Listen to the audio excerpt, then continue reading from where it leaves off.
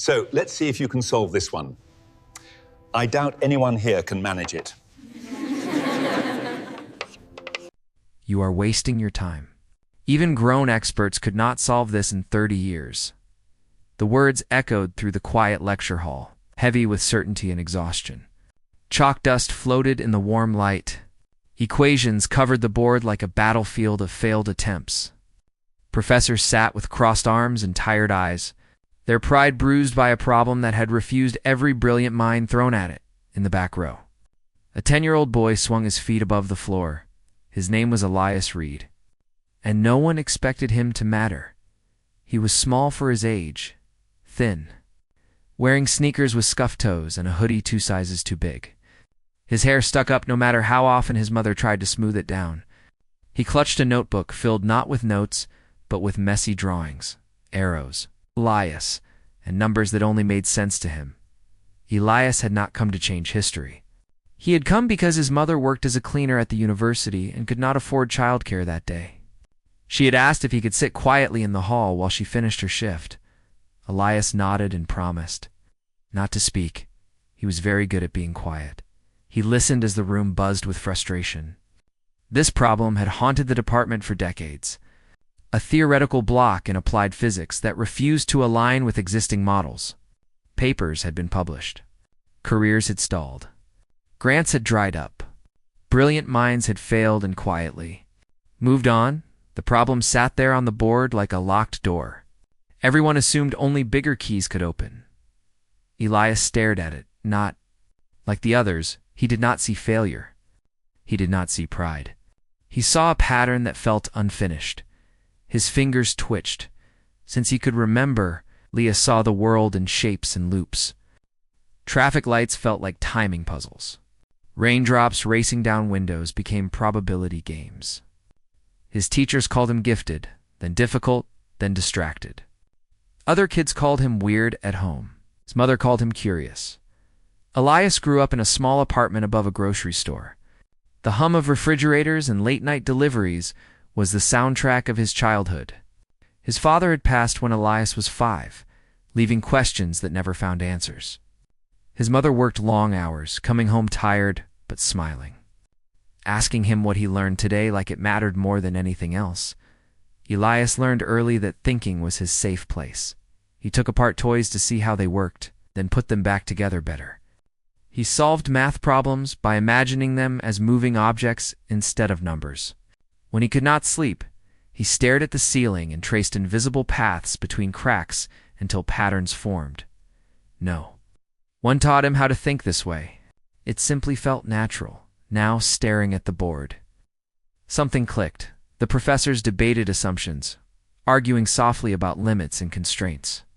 Elias noticed something they did not question. A starting condition everyone treated as fixed to him. It looked wrong. His heart began to race. He shifted in his seat, then froze. He remembered his promise. Do not interrupt grown people.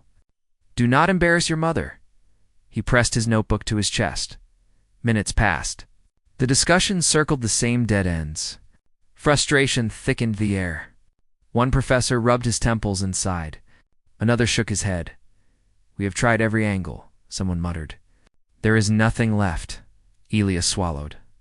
His hand rose halfway, then stopped. He lowered it again. Silence stretched. Then the lead researcher spoke, voice tight with finality. We will adjourn. Sometimes the answer simply does not exist. Something inside Elias snapped. Not in anger, but urgency. The pattern would not leave him alone. It pulsed behind his eyes like a warning light. If he stayed quiet, it would vanish. His hand shot up. The room stilled. Dozens of adult heads turned toward the back row, eyes narrowing in confusion. The lead researcher frowned. Yes, young man, he said, polite but firm.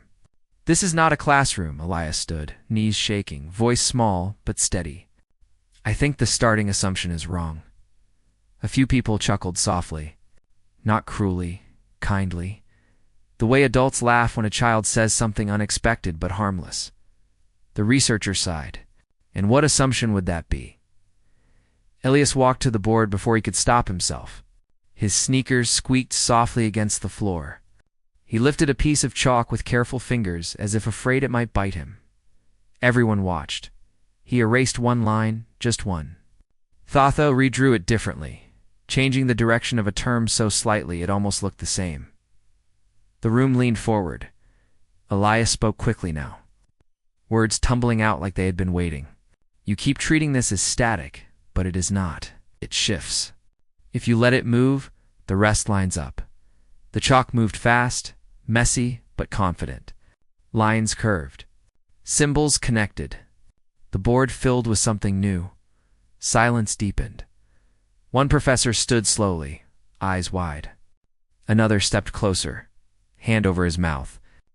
Someone whispered no under their breath, not in disbelief, but awe. The equations began to simplify. Decades of complexity collapsed into clarity. The lead researcher's face drained of color. He stared at the board, then at Elias, then back again. That works, he breathed. A ripple of shock moved through the room. People spoke at once now, voices overlapping, excitement breaking through restraint. Someone laughed, sharp and joyful. Someone else sat down hard, stunned. Elias stepped back, suddenly aware of how many eyes were on him. His confidence wavered. His hands shook. Did I do something wrong? He asked quietly. The lead researcher crossed the room in 3 long steps and knelt in front of him, eyes shining. No, he said softly. You did something impossible. Phones appeared. Photos were taken. Emails were typed with shaking fingers. A department chair burst in, drawn by the noise. He took one look at the board and froze. Who did this? He demanded. All eyes turned to Elias. The chair blinked. He looked at the child, then at the chalkboard again, then back at the child. How old are you? 10, Elias said. The room erupted.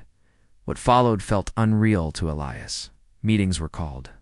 The board was rewritten cleanly. Proofs were checked, then checked again. No one found a flaw. The solution held. The problem that had resisted experts for decades had been solved by a child who still needed help tying his shoes some mornings. Elias did not understand the weight of it yet. He did not know what history meant. He only knew his head hurt and he was very tired. His mother arrived at the doorway, panic in her eyes. She thought Elias had done something wrong. She apologized before anyone could speak. The lead researcher walked to her and smiled with a kind of respect she had never seen directed her way. Your son just changed our field, he said. She stared at him, confused. Then at Elias, then back again. Elias looked up at her, suddenly scared. Mom, am I in trouble? She pulled him into a hug, tears spilling freely. No, baby, she whispered. I think you did something wonderful. News spread quickly. Articles followed. Headlines struggled to fit the truth into words. A 10-year-old prodigy. A breakthrough no one expected. A mind that redefined possibility. Elias remained quiet through it all. When asked how he solved it, he shrugged. It just felt unfinished. When asked what he wanted next, he said pizza. Awards came later. Recognition followed. But what people remembered most was not the math. It was the moment. The moment a room full of certainty was humbled by curiosity. The moment silence gave way to truth. One line Elias said traveled far beyond that hall. Repeated in interviews and lectures around the world, sometimes the problem isn't too hard. Sometimes we're just looking at it the same way for too long. Elias did not think of himself as a genius. He thought of himself as someone who noticed things and that was enough to change history.